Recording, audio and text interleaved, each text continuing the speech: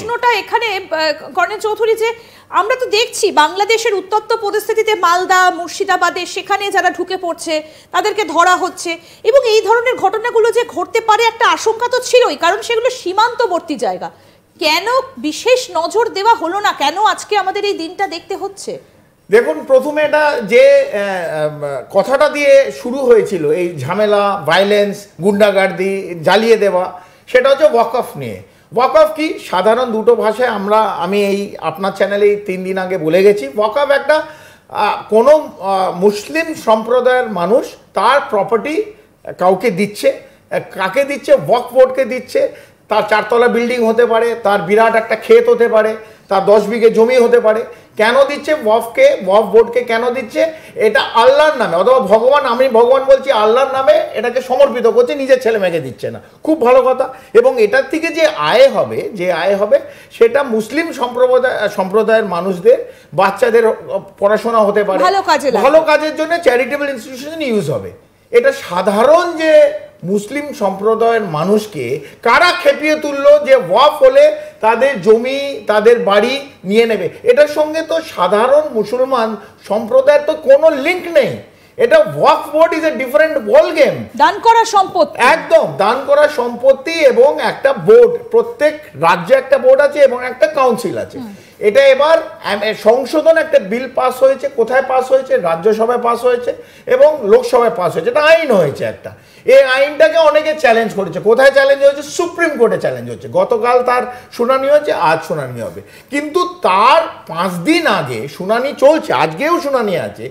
5 দিন আগে 28টা রাজ্য এবং 8টা ইউনিয়ন টেরিটরি, কেন্দ্রশাসিত অঞ্চল ছেড়ে কোথাও কিছু দেখলাম না। মুর্শিদাবাদের এবং একটি জায়গায় শামশেরগঞ্জ অথবা ধুলিয়ানে হঠাৎ রাতারাতি কোথা থেকে এতগুলো লোক চলে এলো, এবং বলতে দ্বিধা নেই যে এরা শুধু হিন্দুদের বাড়ি কেন জ্বালালো। এই যে এটাই সবথেকে বড় প্রশ্ন, যে হিন্দুরাই কেন টার্গেট? এটা ওয়াকফ প্রপার্টি হলো, তোমাদের রাগ আছে, একটি সম্প্রদায়ের রাগ আছে, এই আইনের ওপর রাগ আছে।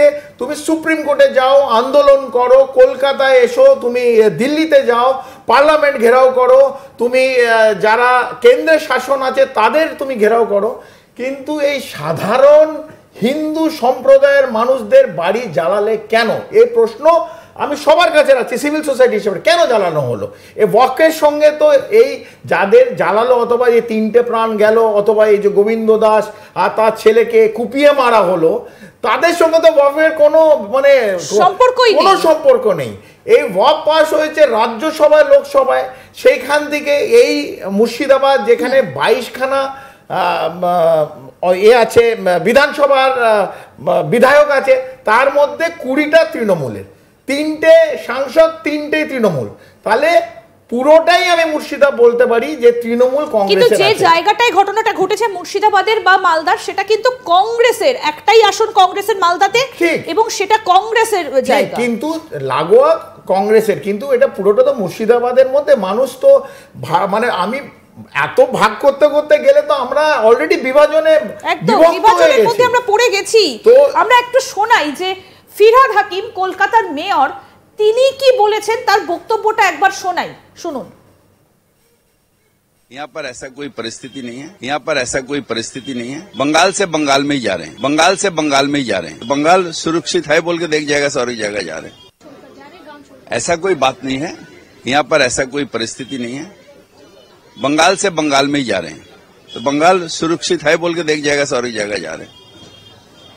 सब ठीक है। पुलिस डीजीपी प्रेस कॉन्फ्रेंस कल किया, हम देखा, जो पूरा कठोर होगा। एक घटना घट गई है, उसको लेके ऐसा कुछ नहीं होना चाहिए। वो घटना ऐसा, इससे बहुत बड़ा घटना यूपी पे, इसमें गुजरात में घटी थी। उसके बाद भी लोग चुप था।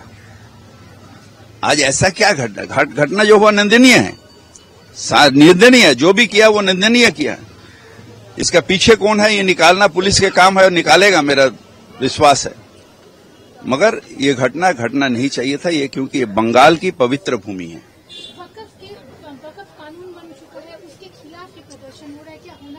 ये खिलाफ करना, यहाँ तो मुख्यमंत्री ममता बनर्जी बोला जो यहाँ पर हम कानून माने लागू नहीं होगा, क्योंकि यहाँ पर कोई परिस्थिति नहीं है जो डीएम लोग ये करेगा। मगर जहां पर ये होगा वहां पर चुप क्यों है? इतना बड़ा बड़ा सब नेता, इतना बड़ा बड़ा नेता, जाओ दिल्ली में जहां पर हुआ है ये, वहां पर अपना प्रदर्शन करो। এর পরেও কি রাজনীতিটাই জারি থাকবে? আমার তো মেয়রের কথা শুনে সেখানে মনে হচ্ছে দিল্লিতে গিয়ে প্রদর্শন করার কথা বলা হচ্ছে। এই ফিরহাদ হাকিম যখন আমরা শুনছিলাম বলছে কিছুই হয়নি, তো আমরা তাহলে বোধহয় এই যে ক্যামেরায় দেখছি, মিডিয়া দেখাচ্ছে, কাগজে বেরোচ্ছে, প্রিন্ট ইলেকট্রনিক মিডিয়া এবং সিভিল সোসাইটি জায়গায় দৌড়ে গেছে, রামকৃষ্ণ মিশন, ভারত সেবাশ্রম, এই যে এই রিলিফ ক্যাম্পগুলো এই বাচ্চাগুলোকে যে খাওয়াচ্ছে, তাহলে এগুলো মনে হয় সমস্ত ভুল।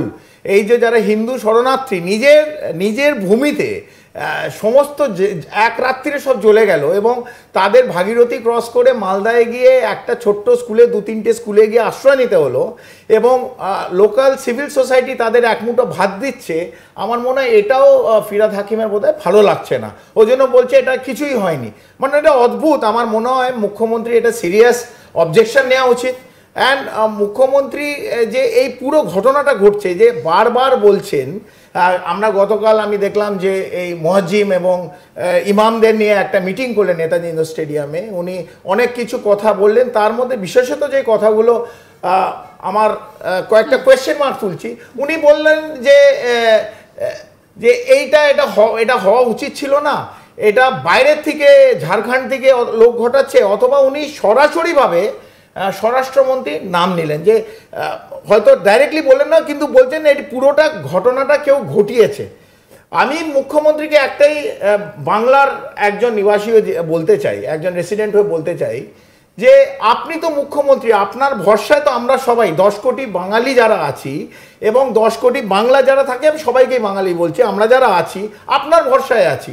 তাহলে এরম যদি বাড়ি জ্বালিয়ে দেয়, এরম মানুষকে কুপিয়ে মারে, যার সঙ্গে যে ওয়াকফের কোনো মানে লিঙ্ক নেই, সেখানে আপনি বলছেন এটা ঘটিয়েছে, তাহলে ঘটিয়েছে আপনি অ্যাজ এ চিফ মিনিস্টার এবং আপনার অ্যাডমিনিস্ট্রেশন কি করছিল? আপনি যেখানে ঝামেলা হয় প্রথম দিন অথবা দ্বিতীয় দিন পৌঁছে যান। আজকে 6 দিন 7 দিন হয়ে গেল, গেলেন না কেন? হিন্দুর বাড়ি জ্বলে গেল এতগুলো।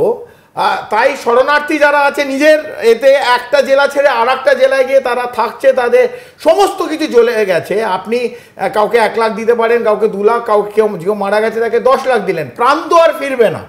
তাদের এই যে বাড়ি 1 লাখ টাকা এবং সমস্ত জ্বলে গেছে, সে তো আর কোনোদিন ফিরবে না, যেটা আমরা স্ক্রিনে দেখছি।